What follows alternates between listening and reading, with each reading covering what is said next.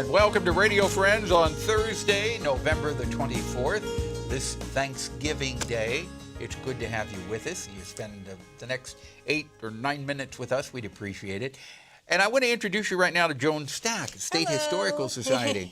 And this being Thanksgiving season, we thought we would talk a little bit today about Thanksgiving and the Native Americans. Well, that's right. We have an exhibition right now at the State Historical Society called From Boone to Black Elk, and it deals with this difficult clash of cultures between the European Americans and the Native peoples who were here originally. And what we've tried to do is create a kind of a reconciliation, a place for reconciliation, to think about both sides, about the difficulties that Missourians had early on. Of course, the Native Americans were chased out of Missouri or removed via treaty. So to think about this long, complex history.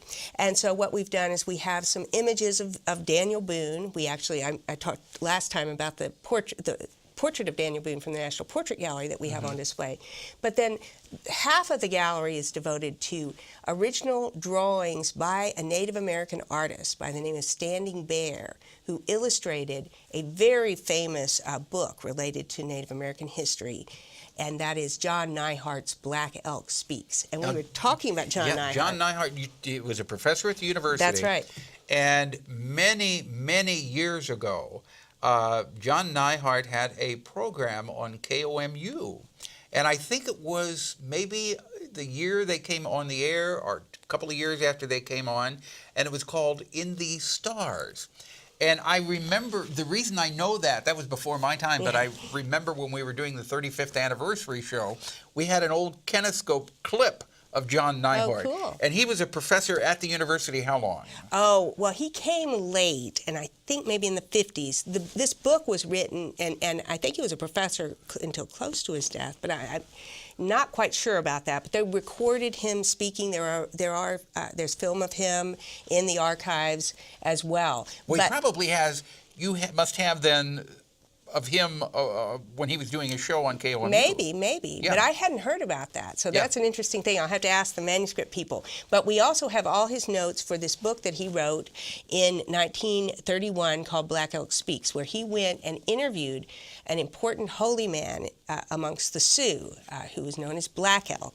And he interviewed him about his spiritual visions and about the history that he remembered, the history of some of the battles, the Battle of the Little Bighorn, which Black Elk participated in, and the very sad story of the massacre at Wounded Knee and the ghost dance movement and that side of history. I'm so glad that you're doing this exhibit, because it's important for us to realize what our history is, and that the people that were living here before the white man came were on this land, and then we pushed them out. Yeah, and I think Black Elk agreed to talk to Neihart in part as a way of reaching this reconciliation, as a way we have to learn to live together. There's a very difficult history, a very bloody history, but hopefully we're getting to the point where we can somehow deal with it. It's complex. There are no easy answers. Very.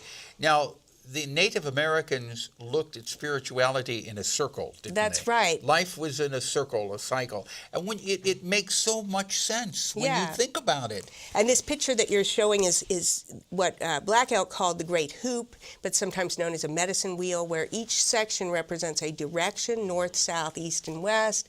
They also represent a season, winter, summer, fall, spring, a period of life, childhood, youth, maturity, and old age. So they kind of conceive of the world in a somewhat different way than we do. Though, interestingly, Black Elk was a converted Catholic, but he continued to promote his Native American spirituality. But you know what? I got to tell you, Joan, it makes an awful lot of sense. Yeah. When you look at this, you realize it makes a lot of sense. And the Native Americans, I feel, were more in touch with nature. That's right. More in touch with the earth. Because these also represent elements, air, fire, water, earth. And there are 4 grandfathers shown here, each kind of overseeing one of those directions, but there are 6. There's also the what is above, and what is below. So there's 6 grandfathers in the Sioux tradition. And one thing related to that about Black Elk, here he is. I'll give you this photo. This is a photograph of Black Elk on Harney Peak. And he went with Neihart up to the highest peak in South Dakota. But an interesting little historical detail, Harney, General Harney, had actually been responsible for massacring and some not very nice things related to Native Americans. So there was a movement to rename the peak. And in August of this year, 2016, it was renamed Black Elk Peak. Oh, so it's tribute. As a tribute to him. That's very nice. That's very nice. Now, you have some other drawings pieces of drawing. And for the people listening on the radio, explain what they're looking at. Yeah, these images, I think, are very powerful for helping us to understand it's a different visual language that Standing Bear, the artist, is using. And this particular one is an Indian way of writing a name. And so what you see is a little profile of an Indian person, and then you see this line coming out and a standing bear above his head. Standing Bear, yes. That's his name. Yes. So that's the way he wrote it. That would be his signature. In a way, yes. His signature. And we also have Black Elk. Okay. So here we have the same little profile, and above him is an elk that is black. Yeah.